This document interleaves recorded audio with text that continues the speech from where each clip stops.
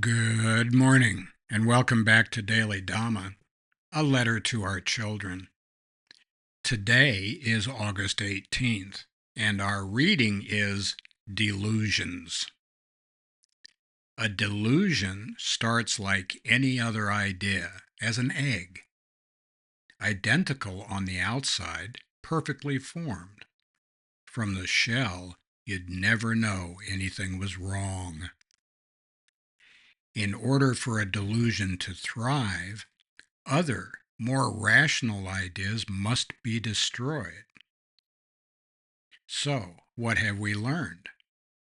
That a delusion is an idea, that an idea can be contagious, that human beings are pattern-seeking animals, by which I mean we prefer ideas that fit a pattern.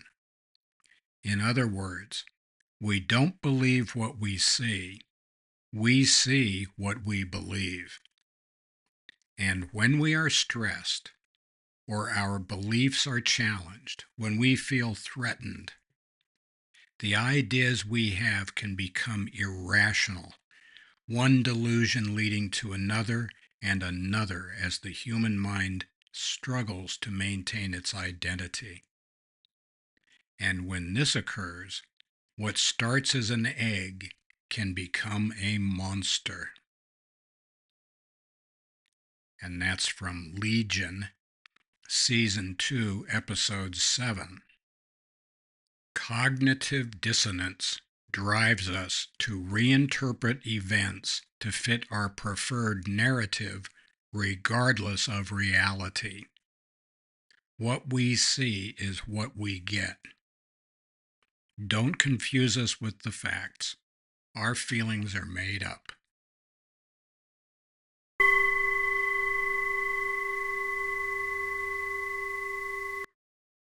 So, for our kids, our grandkids, our great-grandkids, and children everywhere, beware the madding crowd.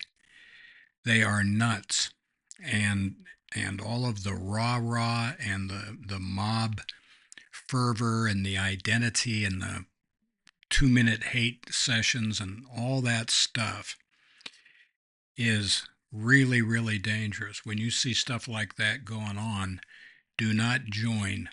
Run, don't walk to the nearest exit. We need to get out of the way. Now, if you haven't seen Legion, please do, and not just because Aubrey Plaza, who is another third degree Heyoka, is in it, but it's a really, really good TV series, and I think you get a lot out of it.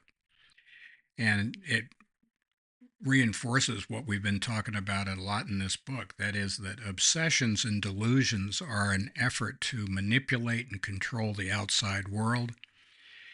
This is always a losing proposition. If Mrs. Dhamma were meant to be controlled, she would have come with a remote, which she did not. And so what I need to do is pay attention to my side of the street and keeping my channels clear as opposed to trying to straighten everybody else out. And this is one of the hallmarks of these crazy periods of time in history when everybody decides to do one thing and they run over to that side of the boat, and then they change their mind and run back to the other side of the boat. And after it's been sunk and the sharks are circling, they still blame each other for it. Hey, let's cool it. Maybe that would be a good way to start. Hope so. We say again, we need to mind our own business, keep our hands to ourselves, and try not to be jerks. Anytime we wrestle with pigs, we're going to get dirty, and besides, the pig loves it. If we find ourselves in an argument with someone we consider to be acting like a 4-year-old, there are at least 2 4-year-olds involved in that conversation. So happy trails to you until we meet again.